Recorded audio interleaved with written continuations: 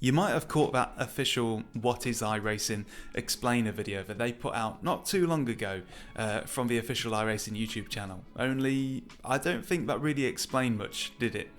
It didn't show you any on-track action, nothing like that. So as a long-standing member of iRacing since 2010, allow me to explain instead what it actually is. What is iRacing? What are you going to be getting into if you join it now? And what's it like? Oh yeah, and while I've got you, please make my day and subscribe. You won't regret it because I haven't got enough free time to spam you. In a nutshell, iRacing is a PC-only racing simulator/game and is currently the best place to go to take part in convincing virtual motor racing, with a lot of people racing a lot of different car types on a lot of different tracks with a lot of respect for each other, at least by typical online racing standards. iRacing strikes the ideal balance between being a place to go for serious racing, yet being open and accessible to all ages and skill. On iRacing, you don't have to be fast. There will be plenty of people in your ability group. All you need to succeed here is respect for the competition.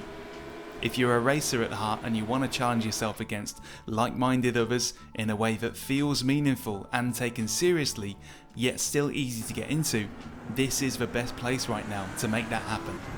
What brought me to iRacing in the first place was that I was looking for an online racing system that actually gave me races that were longer than 5 minutes, were treated properly by the competition, you know, racing with grown-ups, that kind of captured that real motorsport magic that I was looking for, that real heart beating in your chest, this is a race kind of feeling. Once I found all that on iRacing, I've just never left. As much as I love it, even so there are of course weaknesses and strengths which I'll put before you now. It doesn't have cutting edge graphics. Some people will look at these visuals and put it straight in the bin, which has probably got the unintended effect of filtering out a lot of folks that won't care about the actual racing going on, but nonetheless it can sometimes look a bit basic compared to other simulators. It gets a nice bit of polish occasionally, but it's looked roughly like this for a long time and will probably continue to.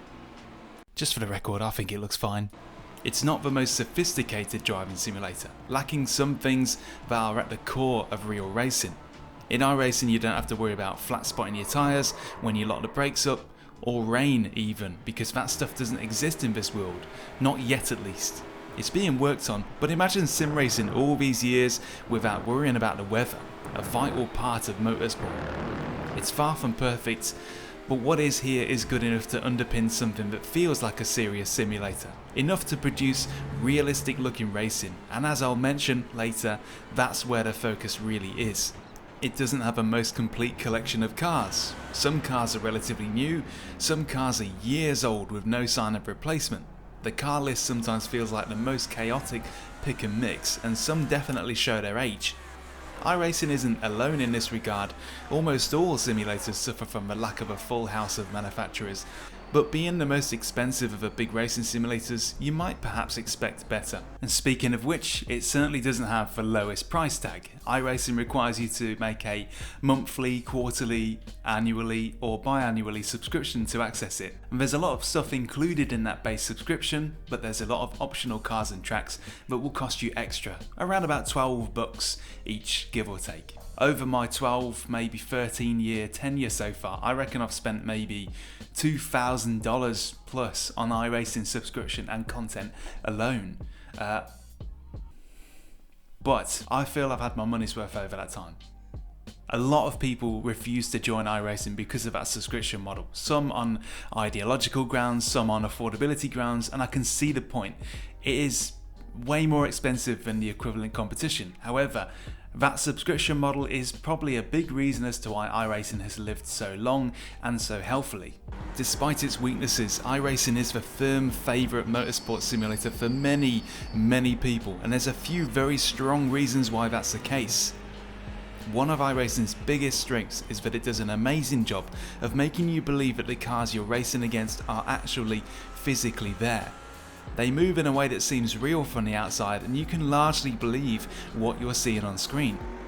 A little thing called Netcode is responsible for how your online opponent's cars appear to move on track, and in iRacing this netcode is the best I've seen by miles. Very rarely does anything move in a weird, game-like way, and because of this you find yourself absorbed into your race, fighting extremely closely with high trust, bumper to bumper, wheel to wheel. In other simulators, I find cars tend to move in an elastic or crunchy way. I find I just can't trust where the other cars appear to be positioned like I can with iRacing. As a motorsport simulator, this is the biggest trick up iRacing's sleeve. Without this, it would have nothing, but with it, it's everything. Another of iRacing's achievements is that there are practically no cheaters or hackers. They are a thing of myth and legend on iRacing. They're so very rarely ever confirmed. In my 12 years, I've never encountered one. Whatever iRacing does for its anti-cheating mechanism is working really well. It also does a great job of supplying you with well-populated, officially ran races that are filled with people just like you, who take it as seriously as you, are of your skill level, and it does this every day of every week of every year, and always has done. And so long as people keep subscribing, it always will. This is a big part of what makes iRacing accessible. You can just drop in and take part. You don't need to join a community or a club to find the best servers, you are equal to everyone else. For example, the most recent official 24-hour event that iRacing held, the Daytona 24, had in excess of 4,000 teams taking part across 85 separate grids, running separately yet simultaneously, sorted into groups by ability. 16,000 ordinary drivers all took part, each with a role to play in that large-scale event, and you could easily have been one of them. Want to put a team together with your mates Dave and Jono and enter the next 24-hour race on the calendar? Go for it. You'll be racing alongside other people just like you doing the exact same thing. Put that in contrast to the virtual Le Mans that took place on another simulator, rFactor 2 recently. It was an invite-only event, leaving ordinary racers standing at the sidelines, and with the technical glitches that race had, we were probably the lucky ones. It may have a bit of a hodgepodge selection of cars, but there's a wide enough variety of them that if you get bored of something, you can pivot to something else within iRacing. Switch from GT cars to Formula, to prototype, to oval stock cars, to dirt trucks. Whatever flavour you want your four wheels to come in, you can find it or something close to it.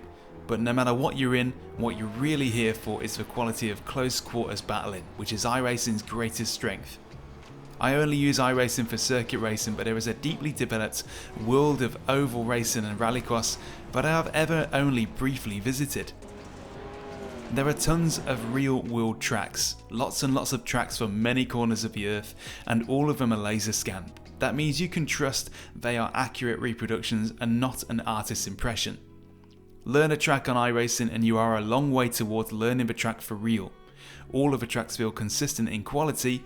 Some are visually fresher than others, but they are all identifiable as iRacing tracks, and all of them feel like real places.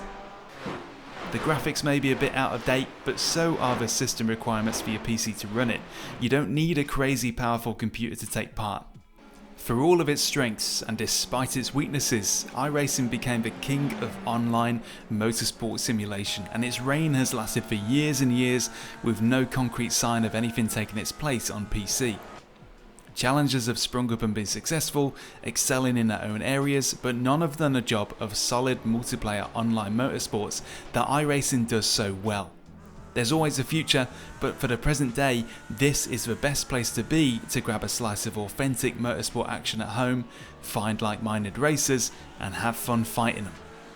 And with that, I ask any established sim racers watching, stick your views in the comments below as to what racing sim has scratched that itch for you. Be it iRacing or otherwise, let people know what it's done for you, and encourage newcomers to jump in. And if you are new to all of this and have no idea how to join us or where to turn, ask me in the comments and I'll do my best to point you in the right direction so you can take that first step. Cheers!